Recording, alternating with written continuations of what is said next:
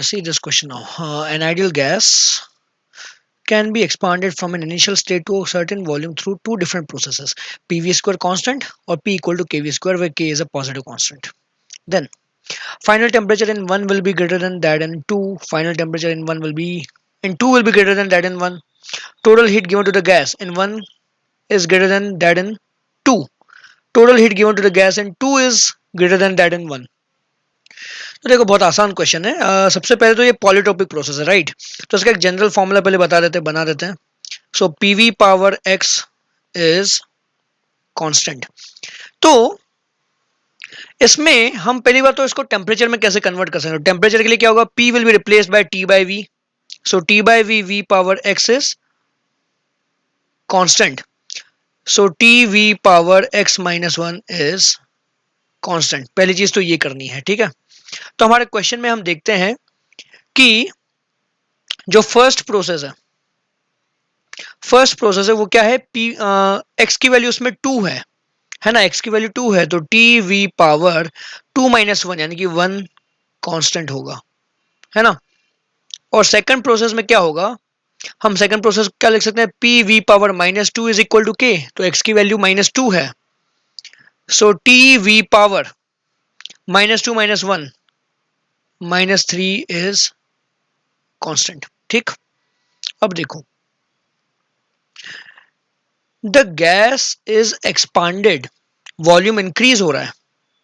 तो यहां पे अगर मैं वॉल्यूम बढ़ाता हूं तो टेम्परेचर कम करना पड़ेगा, है ना, क्योंकि volume is inversely proportional to temperature. लेकिन यहां पे क्या हो रहा है, मैं बोल सकता हूं कि temperature is proportional to V cube. तो वॉल्यूम बढ़ाने से टेम्परेचर भी बढ़ेगा। तो इसका टेम्परेचर बढ़ेगा लेकिन इसका टेम्परेचर कम होगा during volume expansion, volume increase. तो final temperature in two will be more than one. तो ऑप्शन बी करेक्ट है, ऑप्शन ए गलत है, ठीक है। अब सीओडी कंपेयर करना है तो वो हीट कैसे निकालेंगे, तो क्यू होता है तुम्हारा N C delta T N C X. C X क्या है, मोलर स्पेसिफिक हीट। और सी एक्स का फॉर्मूला क्या होता है, C V minus R divided by X minus one. Polytropic process में सी एक्स है C V minus R by X minus one. तो जिसका सी एक्स ज्यादा होगा ऑब्वियसली उसका, चलो वो देखते हैं खैर। तो सबसे पहले अब हम प्रोसेस वन के लिए सॉल्व करते हैं। Let's say first of all कि जो नया वॉल्यूम है दैट इज सम कांस्टेंट के times initial volume. Okay, actually constant के यूज्ड है already, so will use a constant m times. Okay, v2 is m times v1। तो first case में क्या है, tv कांस्टेंट है तो t2 v2 equal to t1 v1 होगा, है ना। तो T2 तुम्हारा क्या हो जाएगा, T1 V1 बाय V2 यानी कि हो जाएगा T1 बाय M, ठीक। और CX तुम्हारा कितना है, CX is CV minus R divide by X की वैल्यू कितनी है, X की वैल्यू है हमारे पास फर्स्ट केस में 2। तो 2 माइनस वन तो हो जाएगा CV माइनस R। तो Q कितना हो जाएगा प्रोसेस में, N CX डेल्टा T यानी कि N CV minus R। Delta T क्या होगा, T1 bye M minus T1। तो ये तो नेगेटिव आ गया, ये क्या आ गया, नेगेटिव आ गया, है ना। तो इसको हम क्या लिख सकते हैं,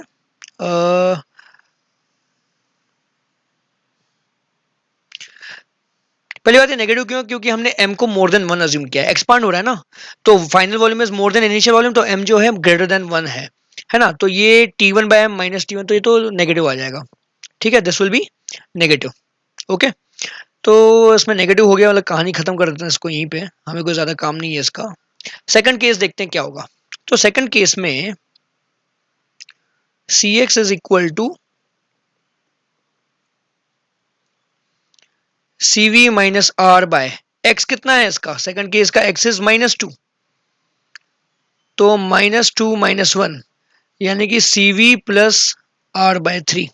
ओके, और इसका T2 देखें तो T2 विल बी यहाँ पे क्या है हमारे पास, टीवी पावर -3 कांस्टेंट है ना, तो T2V2 power -3 equal to T1V1 power -3। तो T2 कितना होगा, T1 times V2 by V1 cube, so this will equal T1 times M cube.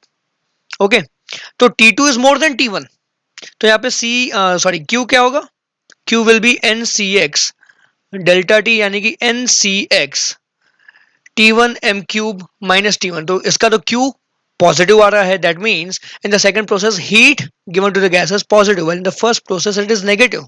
तो हम डायरेक्टली बोल सकते हैं क्या, ऑप्शन डी करेक्ट है, ठीक है।